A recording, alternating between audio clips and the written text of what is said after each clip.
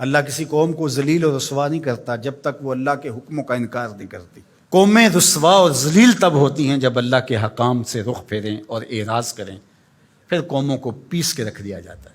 ماضی کے اندر جو قوموں کو عذاب دیے گئے تھے وہ حصی تھے، اور حضور علیہ الصلوۃ والسلام کے بعد جو عذاب آتے ہیں وہ حصی نہیں ہیں، وہ معنوی ہیں۔ ماضی کے اندر جو قوموں کو عذاب دیے گئے، ان پہ پتھر اترے، ان کے اوپر چوہوں کا عذاب آیا، ان کے اوپر مینڈکوں کے عذاب آئے، طوفان آئے، ڈبو دیے گئے، ان کی شکلیں مسخ کر دی گئی، خنزیر اور بندر بنا دیا گیا، مختلف صورتوں میں تبدیل کر دیا گیا۔ لیکن اس امت میں ایسا نہیں ہوگا، مسخ حقیقی نہیں ہوگا، مانوی مسخ ہوگا۔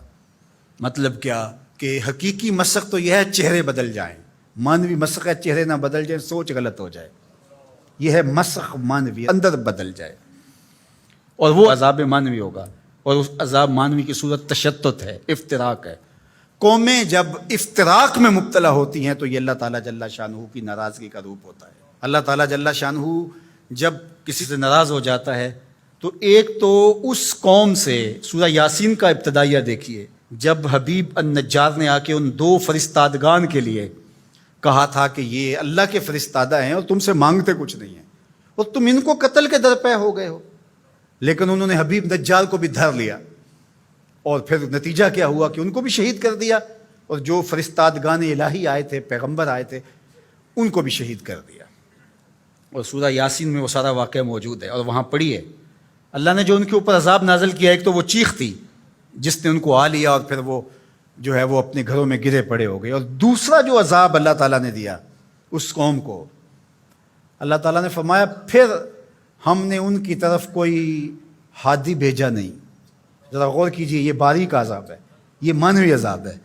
انہوں نے میرے فرستادگان کی قدر نہیں کی تو پھر میں نے سزا کیا دی کہ پھر ان کی طرف میں نے کوئی ہادی نہیں بھیجا، رہنما نہیں بھیجا جو ان کی رہنمائی کر سکے، ان کو بلائے، ان کو پھر اندھیروں میں بھٹکنے کے لیے چھوڑ دیا گیا۔ تو یہ بات ذہن میں رکھیے گا، جب قومیں تشدد، ناقدری، اچھے لوگوں کو نظر انداز کرنے کا مزاج پیدا کرتی ہیں تو پھر ان کے اوپر جو عذاب بھیجے جاتے ہیں ان میں سے ایک عذاب کہ پھر وہ حقیقی قیادت سے محروم کر دیے جاتے ہیں۔ آج میرے وطن اور عالم اسلام کی جو حالت ہے، ہم اس وقت قیادت کے اعتبار سے یتیم ہیں۔ یہ الگ بات ہے کہ ہر بندہ دعویٰ کر رہا ہے کہ میں ہی نجات دہندہ ہوں اور میں ہی قائد ہوں۔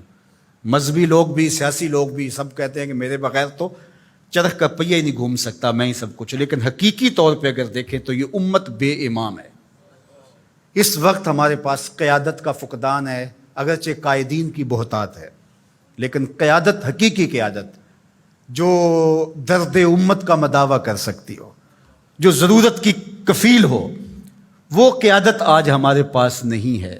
اقبال نے بھی کہا تھا، اٹھانا پھر کوئی رومی عجم کے لالہ زاروں میں، وہی آب و گل ایران، وہی تبریز ہے ساکی۔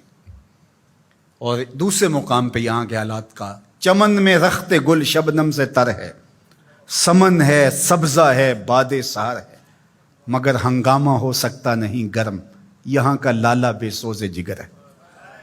یہ سزائیں ہوتی ہیں قوموں کو کہ ان کے اندر پھر حقیقی قیادت کو اٹھا لیا جاتا ہے، پھر قوم بھٹکنے کے لیے چھوڑ